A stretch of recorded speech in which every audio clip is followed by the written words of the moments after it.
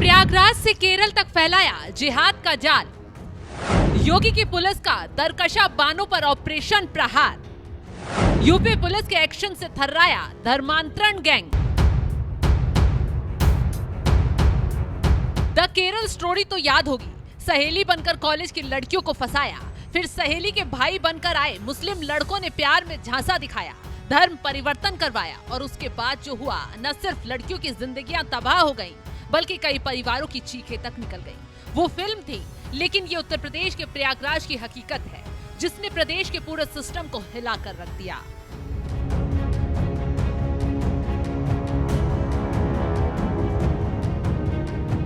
उत्तर प्रदेश के दिल में एक खतरनाक साजिश पनप रही थी। एक मासूम 15 साल की लड़की, एक ऐसे जाल में उसे फंसाया गया जो सीधा राष्ट्र की नींव पर हमला था।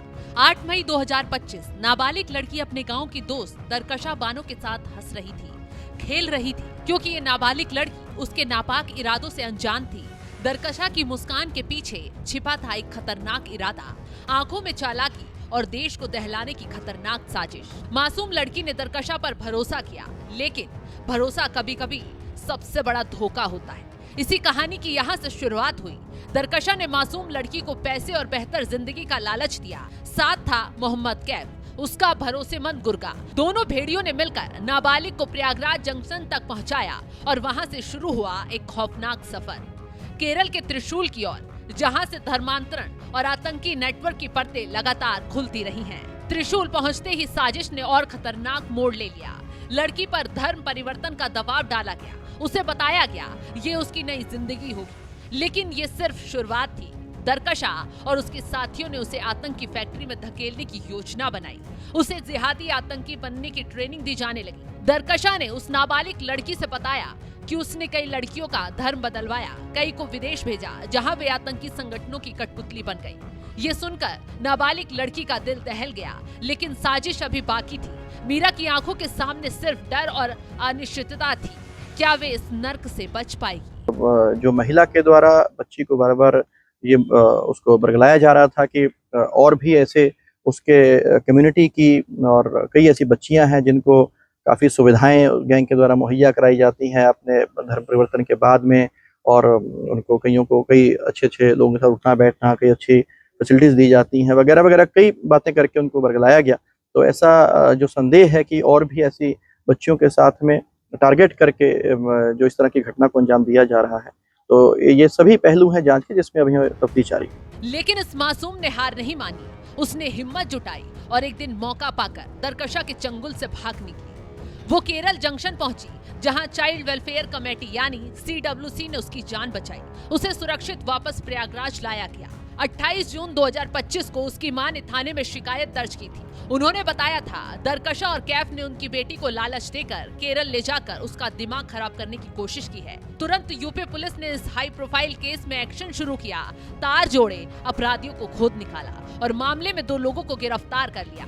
फिलहाल आगे की जाँच के लिए 3 टीमें गठित की गयी है। इस मामले की जाँच की कमान खुद additional police commissioner doctor Ajay Pal Sharma के पास है। ये थाना क्षेत्र फूलपुर से जो घटना पुलिस में रिपोर्ट की गई थी, वो ये था कि एक दलित कम्युनिटी की नाबालिग बच्ची है, जिसको के एक गैंग के द्वारा बहला फुसला करके, बरगला करके उसका अपहरण किया गया और अपहरण करने के बाद में उसको केरला ले जाया गया। और जो इसका टारगेट था बच्ची का धर्म परिवर्तन करवाना और आगे उसको जो गैंग की गतिविधियां हैं उनके साथ जोड़ना। सबसे पहले जो हमारी इसमें प्राथमिकता थी वो थी कि बच्ची को सकुशल बरामद किया जाए। इसमें परिवारजनों की सहायता से बच्ची को सकुशल बरामद किया गया केरला से, और वहां से बरामद करने के बाद बच्ची को, क्योंकि ये काफ़ी ट्रॉमेटिक इंसिडेंट रहा, उसको सबसे पहले काउंसिल किया गया और उससे जो घटना के संबंधित अपराधियों के संबंधित जानकारी जुटाई गई। इसमें जानकारी के आधार पर जो 2 नाम प्रमुखता से सामने आए, एक महिला का जिसके द्वारा के टारगेटेड वे में बच्ची के साथ में फ्रेंडशिप की गई।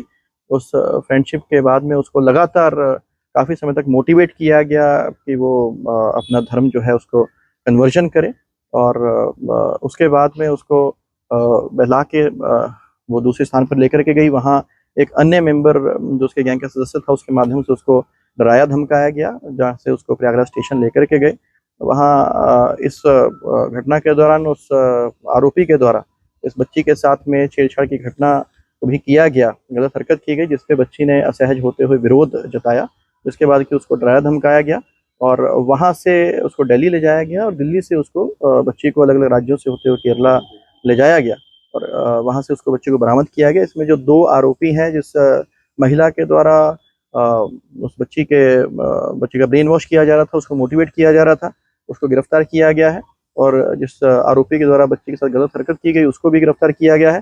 फिलहाल जो आरोपियों से पूछताछ हुई है, इसमें और भी कई नाम सामने आए हैं जो कि अलग अलग राज्यों से, विशेष रूप से केरला से जुड़े हुए लोगों के नाम सामने आए हैं।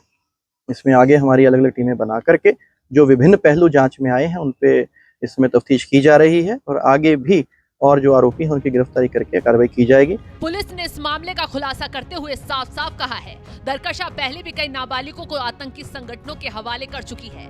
ये एक आतंकी रैकेट है जो देश के खिलाफ जहर बो रहा है। 3 जांच टीमें बनाई गई हैं और अब केरल में भी जांच का दायरा बढ़ाया जा रहा है। पुलिस को शक है इस रैकेट में और भी बड़े नाम शामिल हो सकते हैं। ये कहानी सिर्फ एक लड़की की नहीं बल्कि ये ऐसे रैकेट की है जो देश की जड़ें हिलाने की साजिश रच रहा है। दरकशा जैसे लोग कितने और मासूमों को निशाना बनाएंगे? क्या ये रैकेट और गहरा है? क्या हमारी बेटियां सुरक्षित हैं? ये सवाल अब हर हिंदुस्तानी के दिमाग में गूंज रहा है। फिलहाल आप इस खबर को लेकर क्या राय रखते हैं? कमेंट बॉक्स में अपनी राय जरूर बताएं।